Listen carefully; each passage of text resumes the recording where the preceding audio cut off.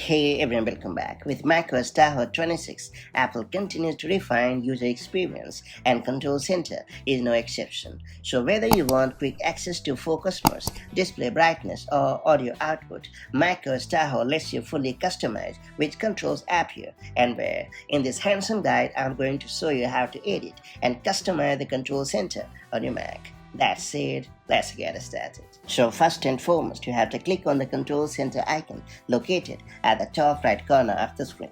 And then you have to scroll down a bit and click on the Edit Controls button. In the left sidebar, you can choose the preferred control. And after that, you can add it to the Control Center or the menu bar based on your needs. And on the right pane, you should see our right ear buttons. Now you can just scroll down to find the desired one and click on it. After that, you can decide to show it in the menu bar or the control center based on your preference.